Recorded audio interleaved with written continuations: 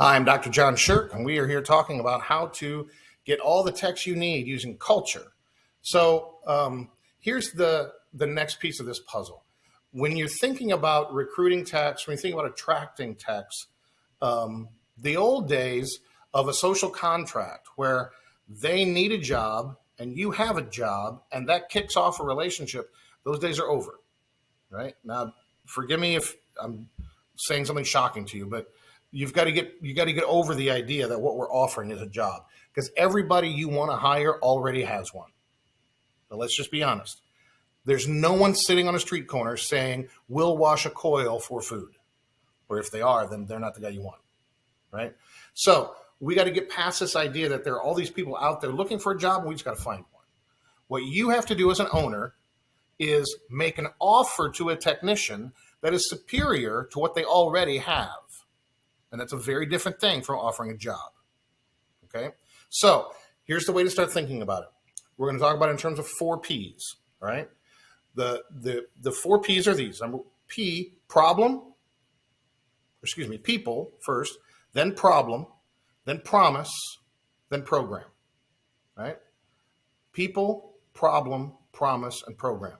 Now, what does that mean? The people is who are you going after? And you need to have a definition of who you're going after. We got, if you're a commercial company, you may want to have someone who's got chiller experience. If you're a residential company, you may want to have someone who both sells and installs. But whatever it is you want, who are those people? Yes, they're going to be technicians, but give a little more definition to it. Who are you going after? All right. Number 2, what problem do they have that you're solving with working for you? Do they need more control of their time? Do they need a different wage structure? Do they need more respect? What is the problem that they have that you're offering to solve by coming to you? And again, the problem that they don't have is a job. They have that problem already solved. So you have to work through what problem you're solving for them in order to attract them over. Number 3 is what promise are you making, right?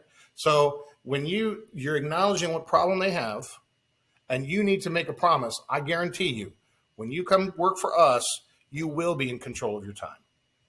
I guarantee you, when you come, whatever it is you're promising, of course you have to deliver it, but this is how you engage them.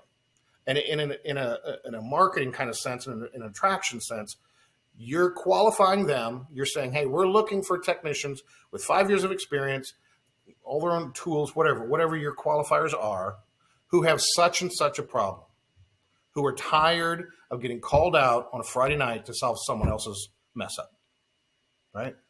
You come work for me, I promise this. You will never have to solve someone else's mess up. That may not be your promise. I'm just trying to give you an example. And then 4th, what's your program?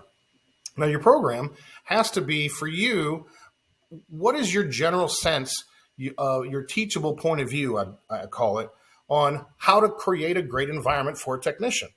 What are the pillars of that? So just sit down and think, okay, so what is it we do to take care of technicians? And now listen, if that answer is not obvious to you, then you need to work through that first, right? If you're like, well, gee, I never think about how we take care of our technicians. I'm not judging you, but you got to do some remedial work. You got to know, what is my strategy? What am I doing for the care and feeding of these technicians? And so maybe start there if the other stuff is unfamiliar, and just say, okay, so what are the 5 things we have to do? We have to pay them well. We have to, whatever those things are, right? And then just as you write those down, ask yourself the question, what is it about that pillar? Why is that a pillar? And start thinking through that. And as you create kind of a model and activities around giving those things to technicians, you begin to have your program.